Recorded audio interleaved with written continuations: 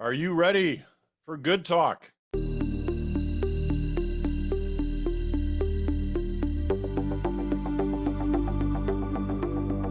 And hello there. Good Friday. Good talk. Chantal, Hebert, Bruce Anderson in the house. I'm Peter Mansbridge. Good to have you with us. Lots to talk about today. It's been another one of those kind of crazy weeks where nothing, when you really look at it, seems to make a lot of sense. I want to start with this one because I find this a puzzle. It's not necessarily the most important thing of the week, but this is another one of those like crazy Ottawa stories.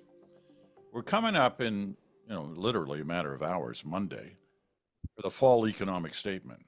The finance minister of the day usually has like two big days in the year, the budget day and the fall economic statement day, which is kind of, in some ways, kind of like a little mini budget. But it's a big deal. It's very important. And you've heard the finance minister and others kind of floating rumors for the last few weeks of what might be in this FES, the fall economic statement. And here we go, like a couple of days before it, and suddenly I guess the Globe is kind of the preeminent English language newspaper in the country. They get an argument from some quarters about that, but carry on. All right. Feel free to prick the balloon of self the Globe and Mail. I'm not going there. Okay, we'll save that argument for another day. Let's just say in one of the country's leading newspapers. How's that? Sounds good. Gets leaked this story that Mark Carney is being courted yet again by Justin Trudeau to join his government in some official capacity, whether it's in cabinet, whether it's as finance minister, whatever. This happens just before Trudeau-Freeland is about to do this thing. Now, I look at that and I go, this is crazy. Like, who's stabbing whom in the back here? Or is it a stab at all? What do we make of this? Who wants to give it a go? Chantal? Okay. It's a good question. Is anyone stabbing anyone in the back? And why would you want to be doing that? I guess we should provide some background to why this Mark Carney story, which might sound to normal people like a Back to the Future, we're recycling yet again a story that we've read maybe twice, 3 times over the past 2 years. At least. It's kind of, and when the story is not around, we raise it ourselves. So, and Mr. Carney himself is responsible for that because he has been toying, flirting, doing everything to show that he is, to a point, interested in politics. But this comes at a time when the Globe and Mail also published a story that documented something that everyone on Parliament Hill already knew, i.e. the conflict or a battle of wills between finance and the Prime Minister's office over that Christmas GST holiday and over those checks that I'm about to predict will never materialize in your mailbox even after the postal strike. So, and the story is kind of positioned, rightly so, as a defeat for finance. And the argument that this is not a good way to be spending public money, that it will have little or no impact on affordability. It will mostly look wasteful. It comes at a cost, and it should not happen, while the more political side of the government would be arguing this was an idea that Aaron O'Toole started off with in his last campaign, and we need to do something to show Canadians that we're really there for them. In any event, the PMO wins. Why does the PMO win? Because the PMO usually wins. And if you want to talk about Trudeau-Freeland and her faith in this conversation, then we're going to have to talk about Jim Flaherty, finance minister to Stephen Harper, who opposed income splitting, even said so publicly, and it still happened. We could talk about Paul Martin, who wanted to do something about the CPP and old age pensions, and was told no by Jean Chrétien in 1995, took it really hard, but still did what he was told. Or should we talk about Ralph Goodale, Paul Martin's finance minister, who came up with a budget, great budget, he said, A week later, he went back to the drawing board to rewrite his budget under the dictation of the NDP and Jack Layton. So finance ministers typically fight their battles and as often as not will lose them. The Mark Carney story comes upon that. If you put the two together, it's kind of clear that we're getting rid of Trudeau-Freeland. She will sink with the ship on Monday. She will be presenting a fiscal fall economic statement that will show that we've blown through the ceiling of 40 billion for the deficit, maybe by a lot of money for all kinds of reasons.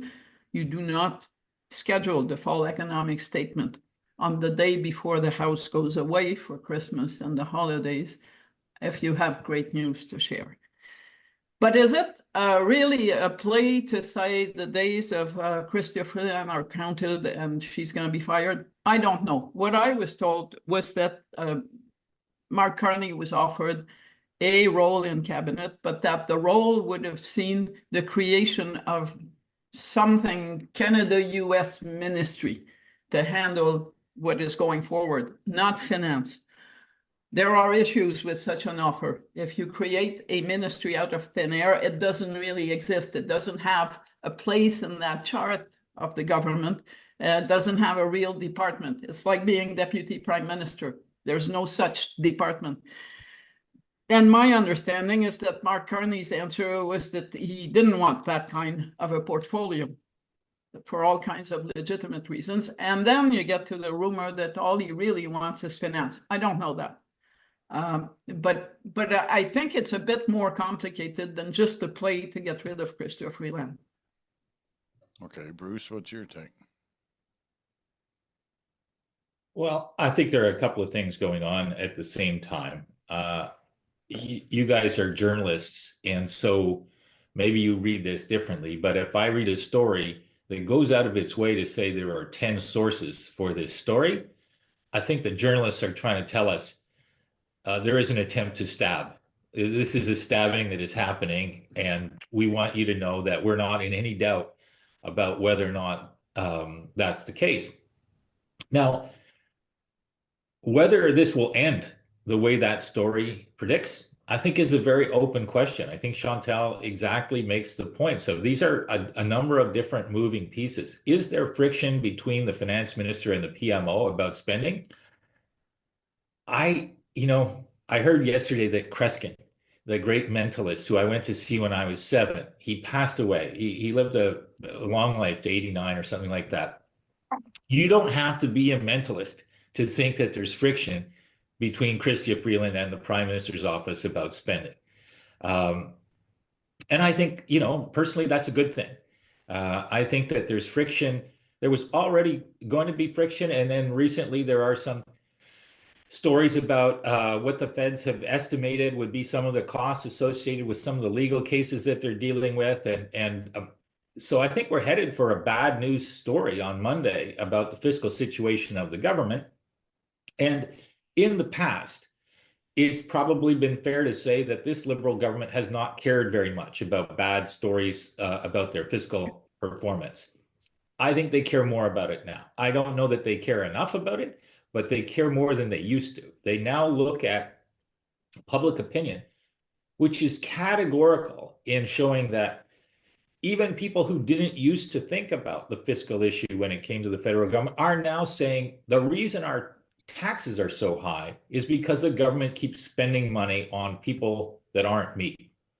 So there's a bigger political risk for the Liberals right now than there has been in the past because of the way people are thinking about the deficit. And they have no time on the clock.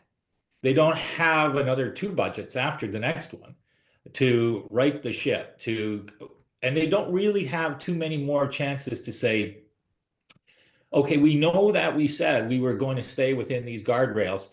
Okay, but some other things have happened now and we can't, but we will the next time. There is no room for that argument to land and be credible.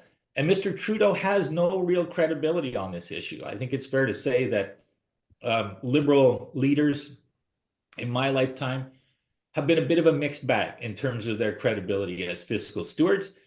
Mr. Trudeau has not been a mixed bag. He has not been somebody who shows much interest in that issue. And I think it's it's fair to say that many people in his caucus wish that he would show more interest in it, and are probably pulling for Chrystia-Freeland if there is a Chrystia-Freeland-Justin Trudeau fight over this. So I know you want me to get to the Mark Carney. Yes, we're waiting for this but name. isn't it time for our first break?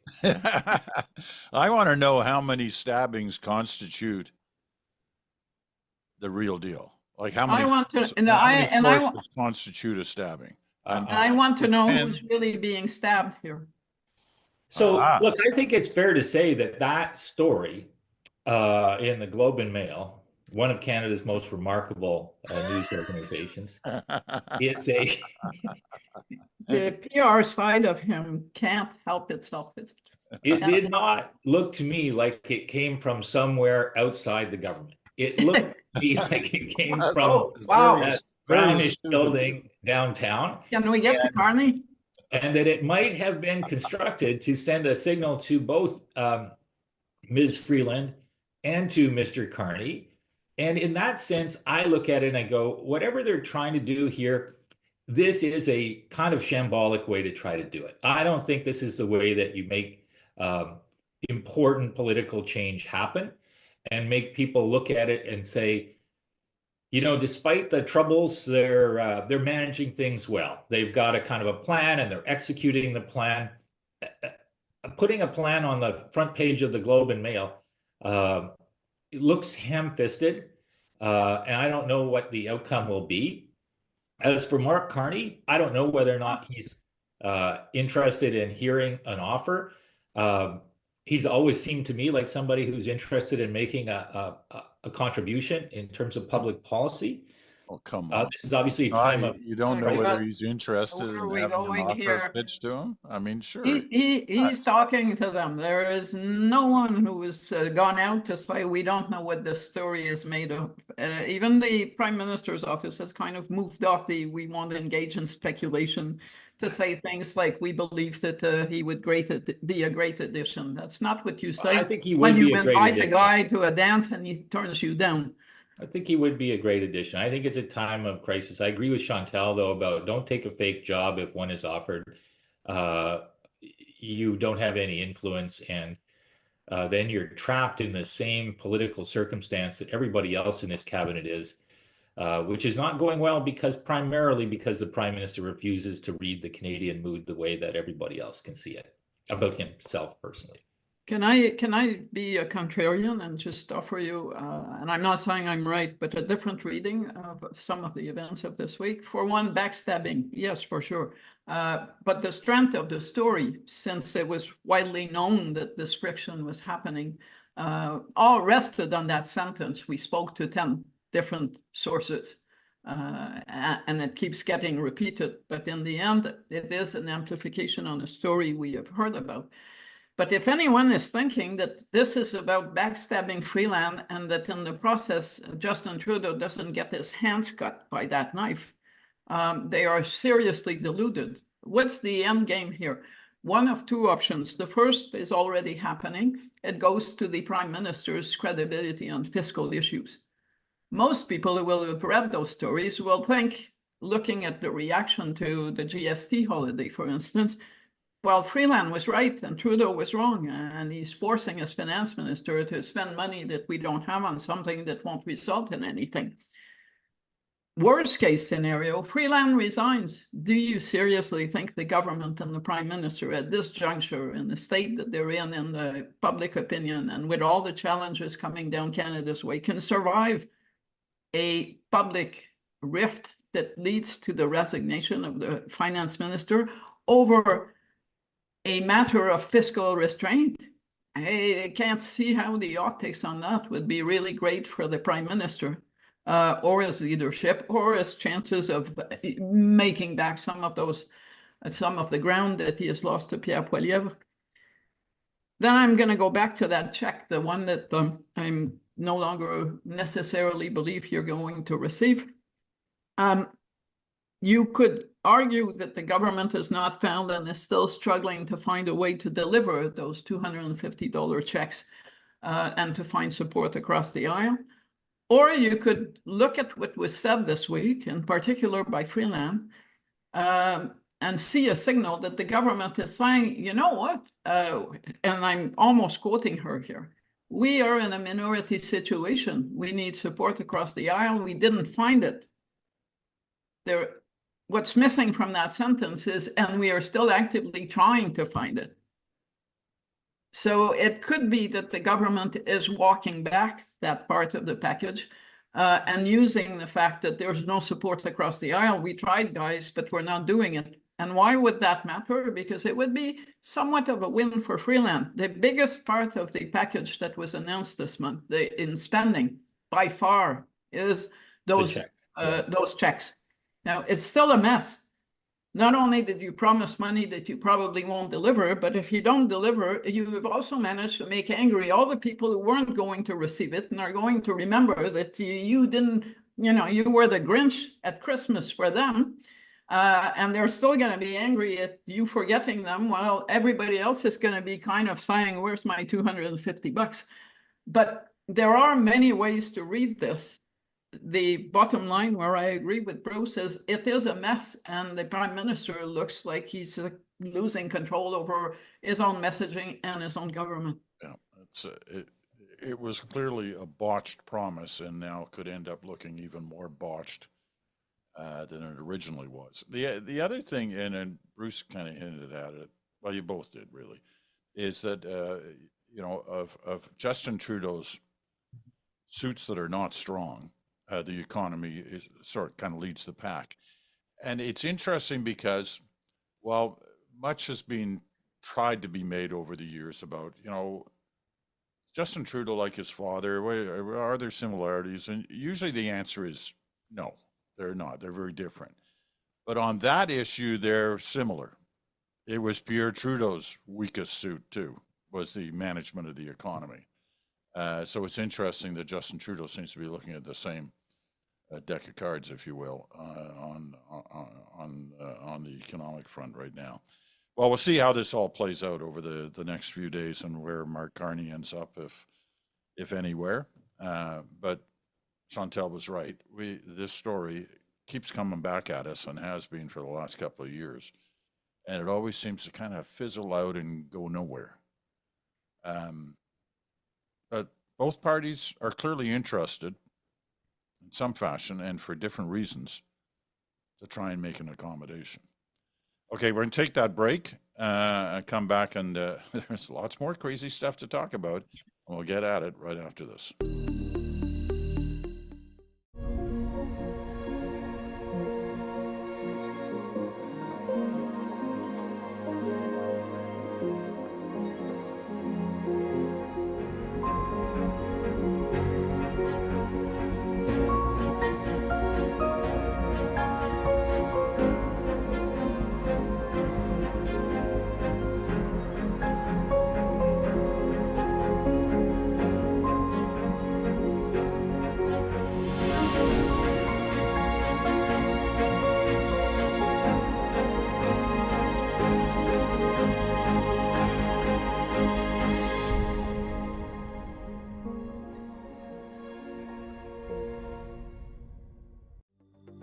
And welcome back. You're listening to the Friday Good Talk with Chantal Hebert, Bruce Anderson. I'm Peter Mansbridge. You're listening on Sirius XM, Channel 167, Canada Talks, or on your favorite podcast platform.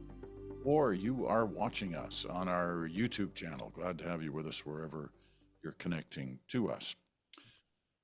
All right. Second crazy story that you kind of look at and you go, really? What is going on here?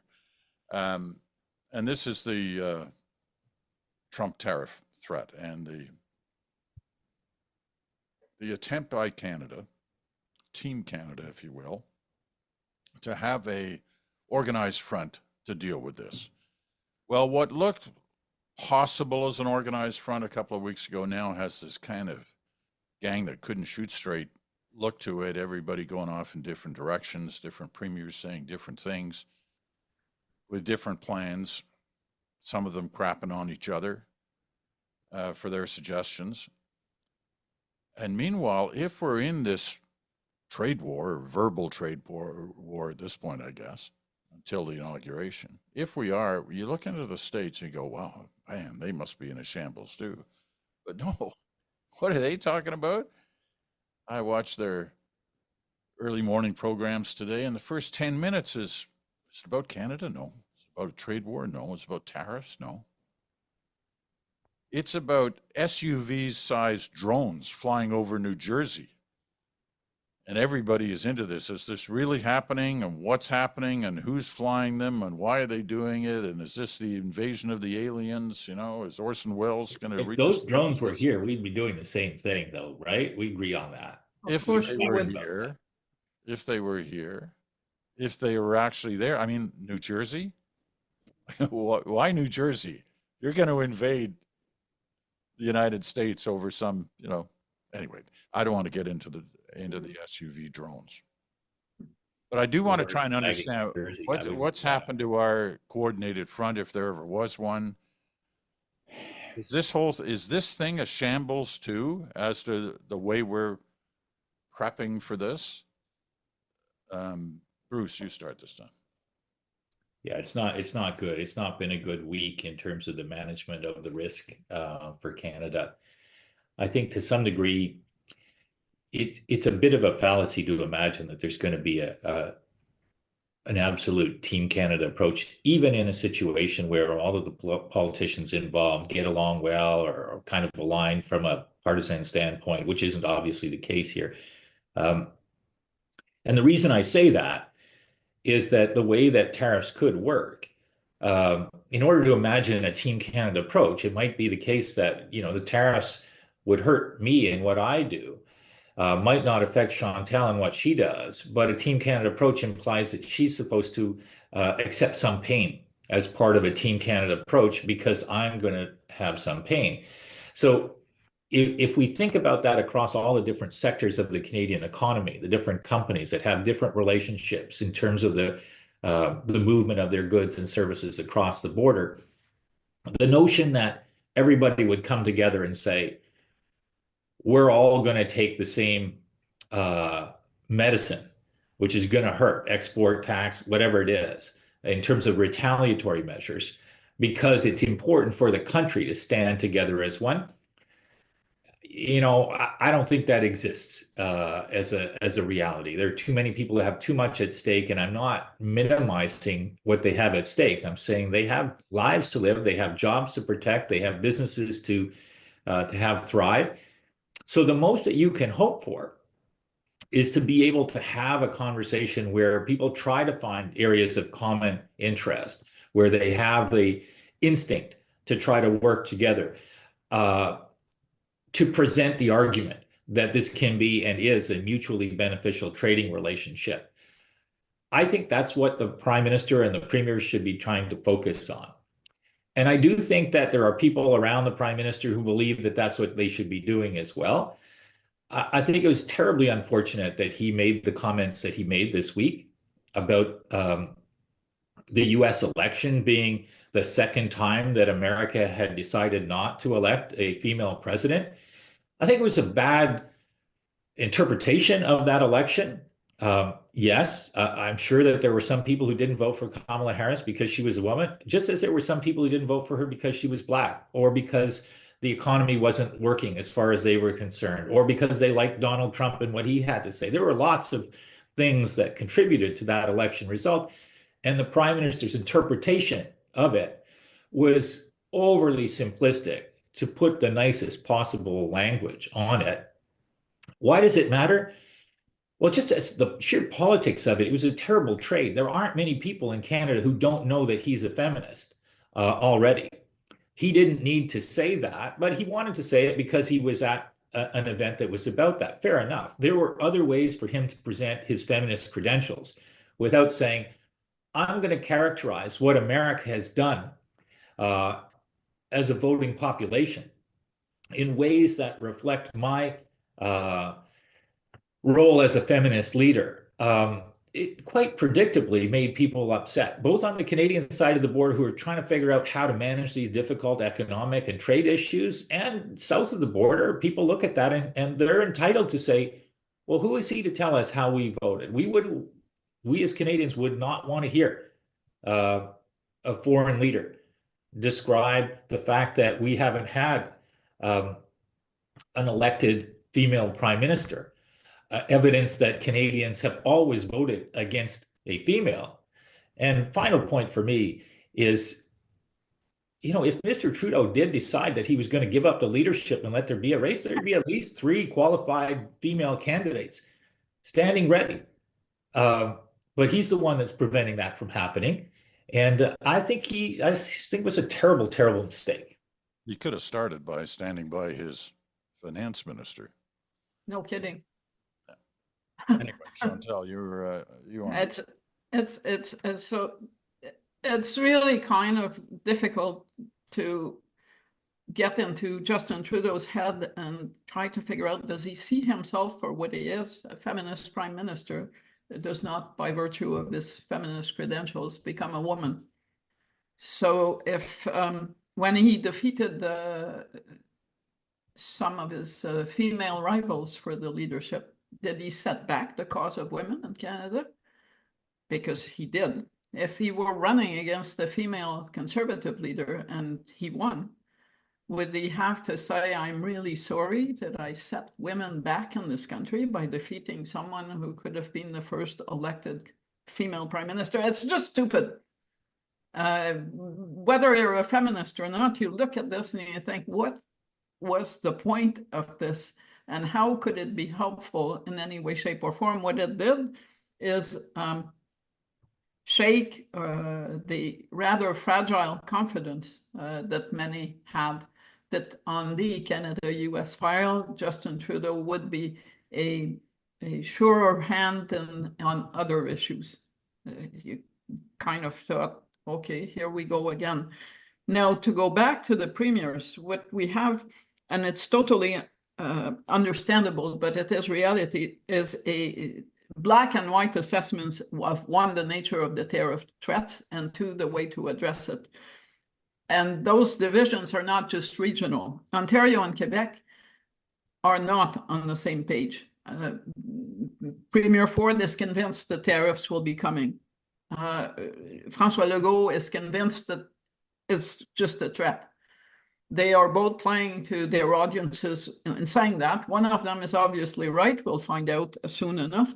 Premier Ford would turn off the taps and shut down electricity exports. He would retaliate. The other energy producing provinces, Saskatchewan, Alberta, Newfoundland, Labrador, and Quebec, are saying, no way, do not touch this.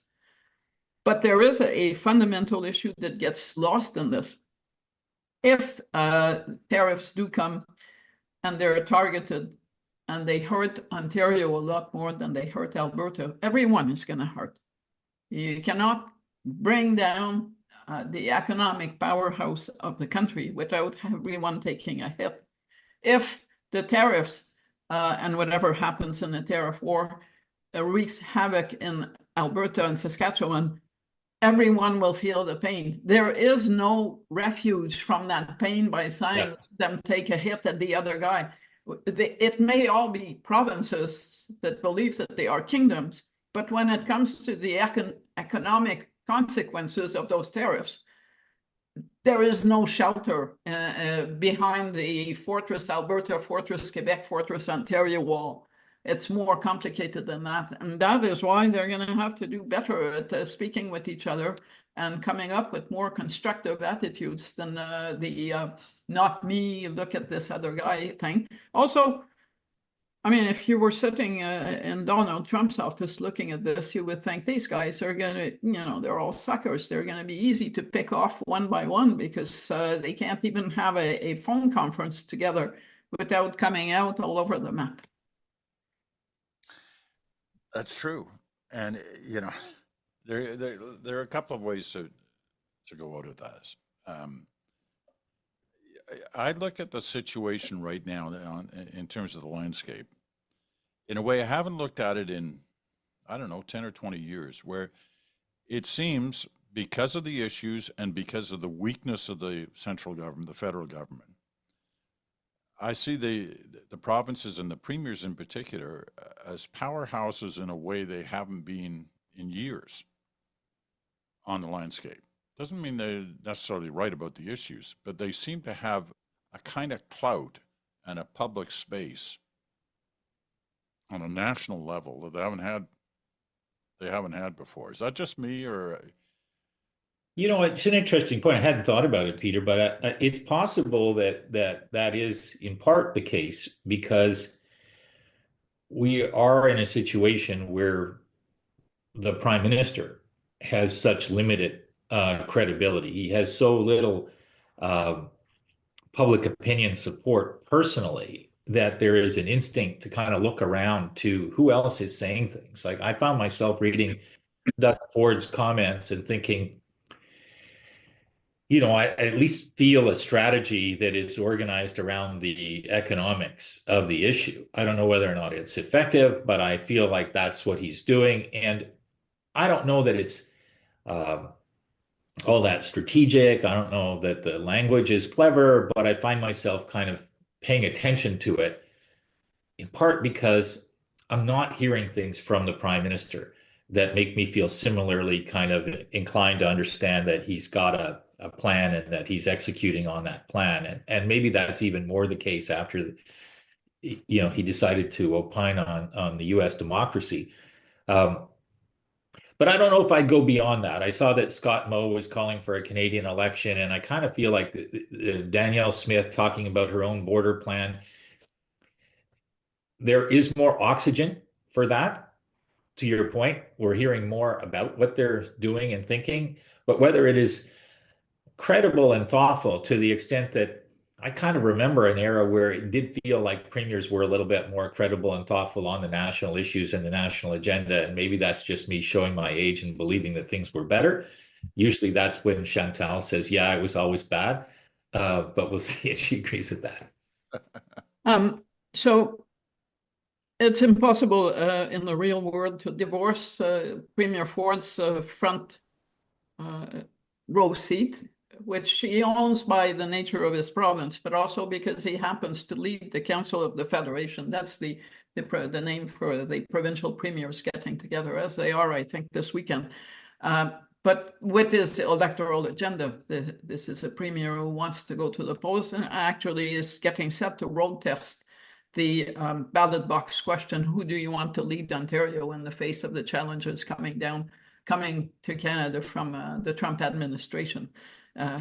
It's going to be interesting to see, but he is clearly positioning himself, and by being so forthright and by saying, I speak for Ontario, that is where this is going. A similar thing could be said on the other side of that same coin about François Legault. But I was struck this week looking at both premiers that these two provinces are fairly central to this discussion. Angus Reid does a regular, every 3 months, report card on the popularity of the premiers.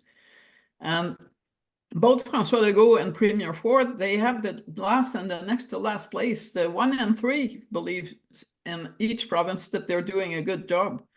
So it's not just an opportunity for Justin Trudeau to kind of reposition himself in the national conversation. The Trump issue is an opportunity for premiers like Premier Ford and Premier Legault to kind of find a new footing in there.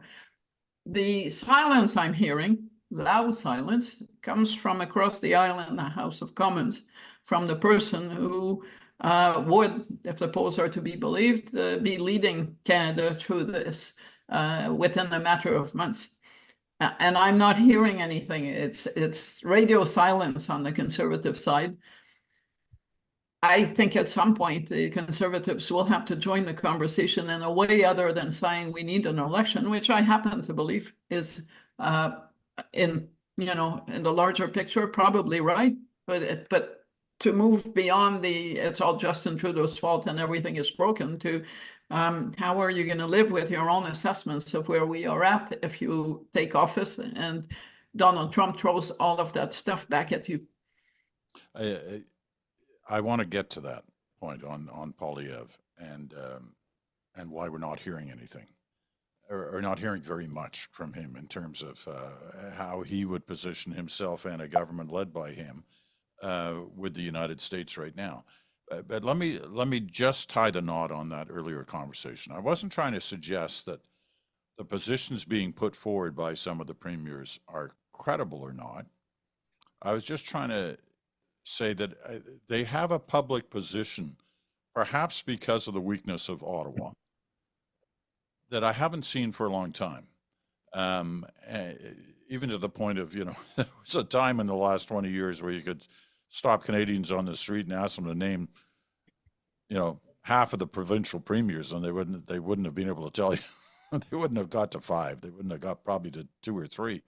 But we've witnessed a week where they were all quite dominant for a number of different reasons. One being the U.S. issue, but also, we watched Legault and Fury on the Churchill Falls, and that was really quite something.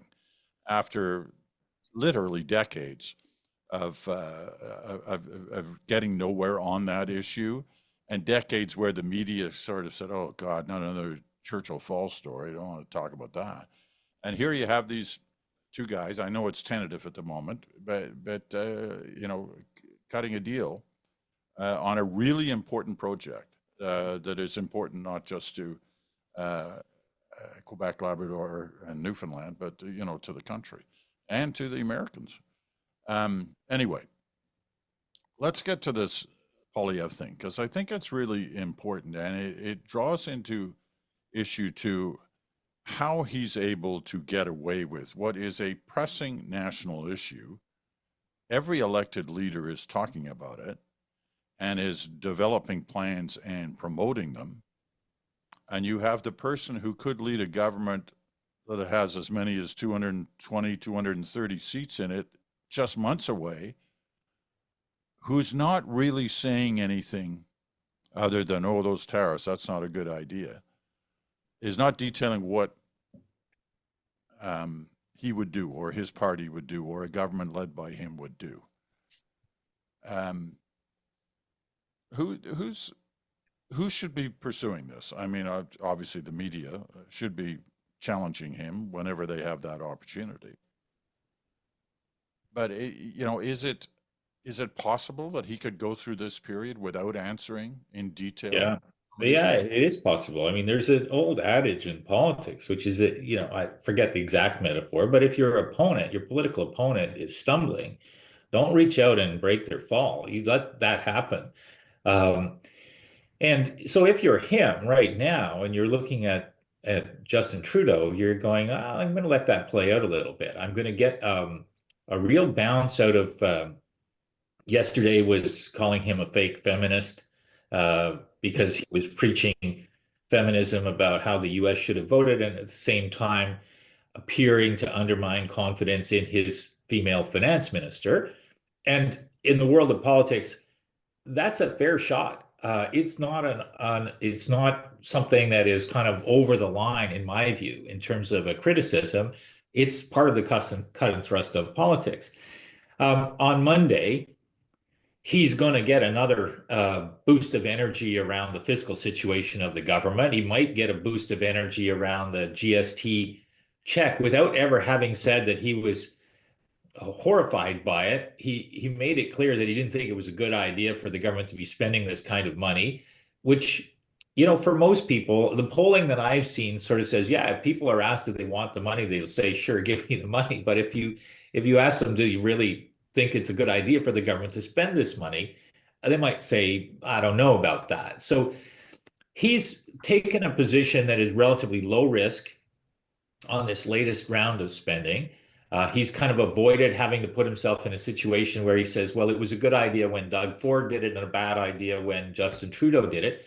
So if you're him, there's really no reason to rush to the microphone to talk more about this incredibly complex and tense issue around Canada-US trade, as long as Justin Trudeau is not doing what he could have done, which is to say, this is a crisis. I'm going to be that person that people can look to as a voice of reason, energy, thoughtfulness, leadership, coalescence.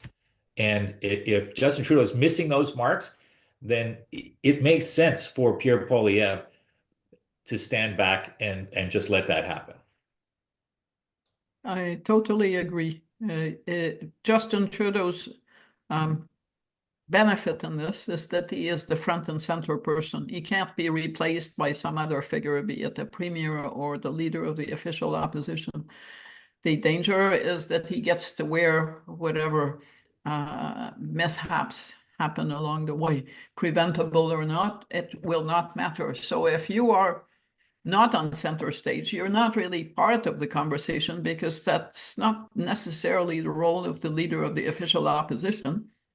Well, then getting out of the way and allowing people to judge on its merits, the government's handling of the issue, is almost certainly the smart thing to do.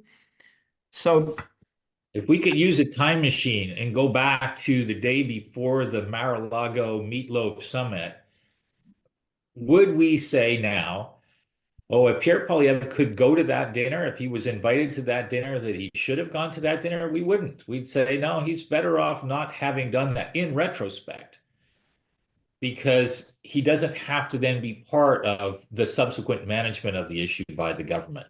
And I'm putting that kind of weird proposition on the table. I'm sure it never was on the table, but it kind of goes to the point. We were talking last week about this being the first minute of a long movie. So now maybe we're in minute 3 or 4. But if you're Pierre Poilievre, rather than feel this week as though you're left out of the most important conversation, you might feel like you've safely avoided a series of mishaps that the prime minister has been kind of navigating or creating. Okay, we're going to take our final break. I want to play out this story a little more because it's such a great story. Can't seem to miss with this one. We'll be back right after this.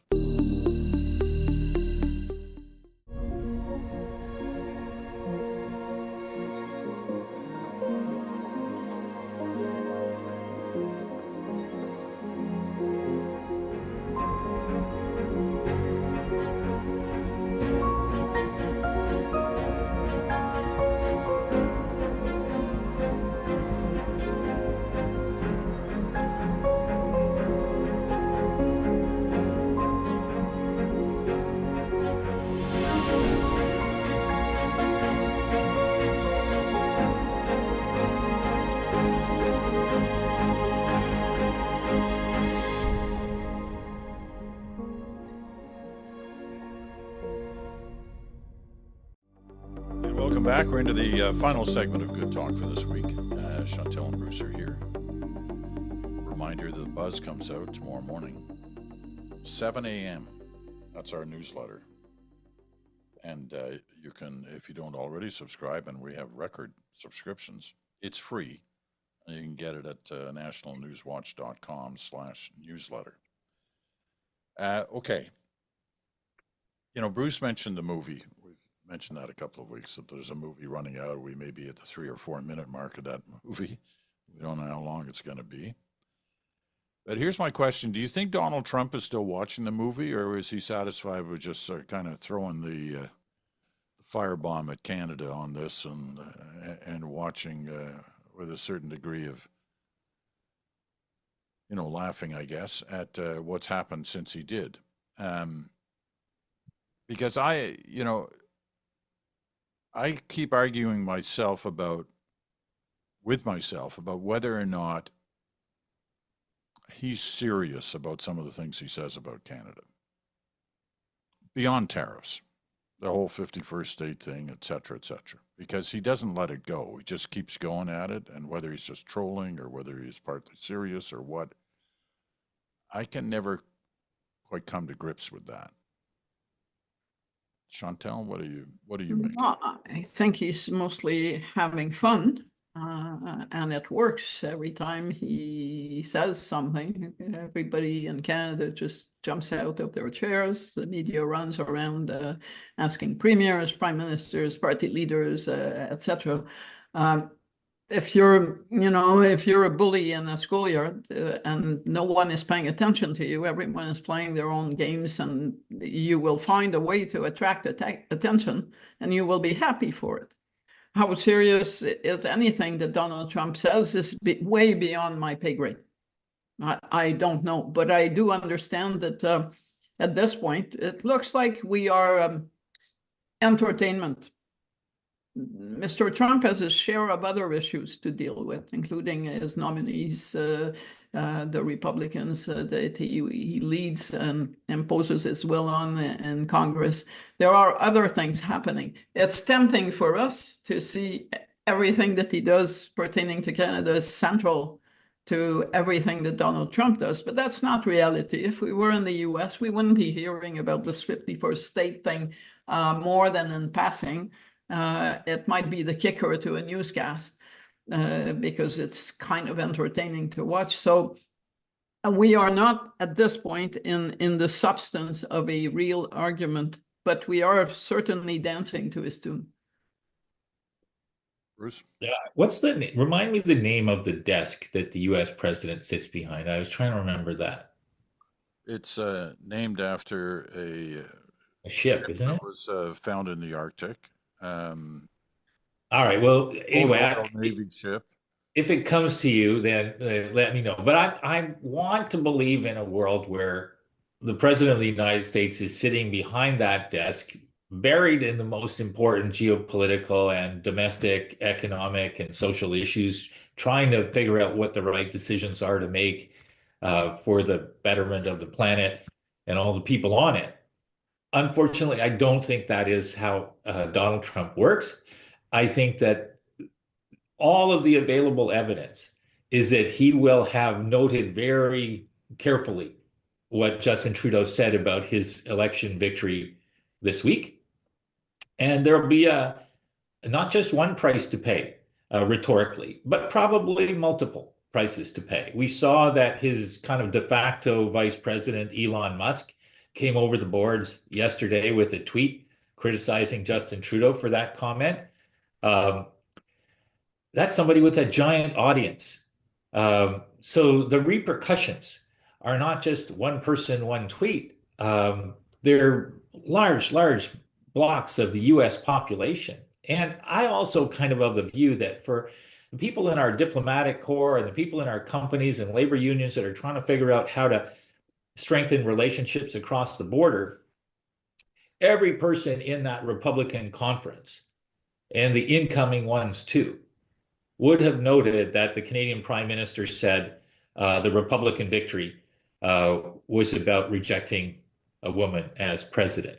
And so, yeah, the notion that Donald Trump didn't notice it, won't pay attention to it, won't exact some price, I don't think that's who he is. I don't think that's how he operates. We've lost a little bit of moral high ground in the conversation, and our positioning as best friends and allies and people who respect each other went down a notch. Okay, here's your history lesson for today. It was the Resolute desk. Resolute. Did you Google it? You did, right? I just sat thinking. Oh yeah, you sat and thought about it. Yeah. I Googled it, and I feel bad because it's a great story. The Resolute was Her Majesty's ship Resolute, was Royal Navy. It was up looking for the Franklin expedition. They got trapped in ice. People abandoned it and were rescued. And the assumption was it would break up and sink. Well, the next year, I think it was the next year, it was found by whalers, I think, floating in Arctic waters, unmanned. And the whalers took it to the U.S., towed it to the U.S. And the Rutherford Hayes, or let me look at Google, I think it was Rutherford. Yeah, Rutherford Hayes said, okay, it'll never work again as a ship. We'll turn it into, we'll carve it up and make desks out of it. And one of them will go in the Oval Office, and the other one will present to Queen Victoria, which is what they've done. And many presidents, not all, but many presidents have used that as the main desk in the Oval Office. So it's the Resolute desk. Yeah, I knew you'd rally to that story, and I'm glad that you did. Oh, I love that story because it's got a Franklin connection on the Arctic and everything. Hey, you've got a little anchor on your hoodie today. I am. This actually was from the Resolute desk. They found this hoodie in the Resolute desk and said, we should give that to Mansbridge. Yeah. Okay, guys. All right, Chantal's fascinated by this story. No, I watched a documentary on the Shackleton expedition on my way back from Toronto yesterday. I was glad for its existence. It took my mind off the Trump, Trudeau-Freeland, the treadmill. And it's a good thing to do that on occasion. And yes. That's a great story too. The yes. Shackleton expedition, the other pole, Antarctica. But anyway, I've got 2 minutes left. Where's all this going? Where's the story heading? Oh, you want to end with a simple one? Yeah. Yeah, you got a minute each and no more. Well, we're going to see this fiscal update, I suppose. From everything we hear, it's going to be brutal. And the question is, I guess, since there's a shuffle coming, who will still be in those key positions in cabinet by the time we resume in 2025?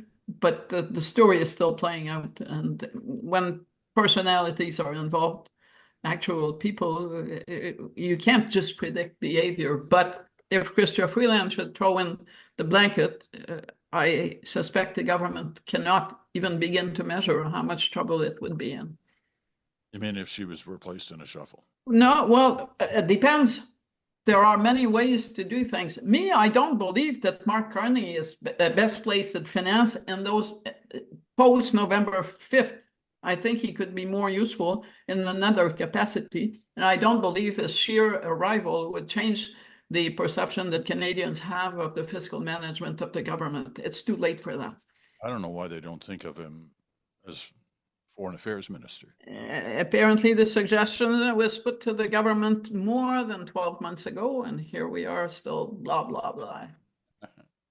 Okay, Bruce, your turn to blah, blah, blah for a minute. Well, look, I think if Justin Trudeau persists in the idea that he's going to stay and run in the next election, then Pierre Poilievre is going to win a massive majority. I think that the period between now and then is going to be ugly and brutal for the Liberals. And I think many of them are hoping that he changes his mind still, even if they don't feel like there's very much time. They just don't see a scenario based on who they talk to in their ridings where this will turn into anything other than a kind of a political disaster for the Liberal Party. But he does appear to be convinced, against all the evidence, that he's the best person to lead the Liberal Party. And he has, at this point anyway, all of the power to kind of continue down that road. But I'm a little bit with David Hurley, my old friend and business partner. And David, as many people know, is a lifelong Liberal. But this week he kind of offered the opinion that nobody runs when they're this far behind. It just doesn't happen. Yeah. So we would be having a leadership battle within the party and government, plus a federal election over the first 12 months of Donald Trump's presidency. Yeah, great positioning. Terrible positioning. Yeah. I really do too. Yes, there's a word for that. It's called we're screwed. Yes. Thank you both. Have a great weekend. There's so much good things to be thinking about. Okay, Bruce, Chantal. Take care, you guys. Thank you to everyone else out there for joining us. That's it for this week.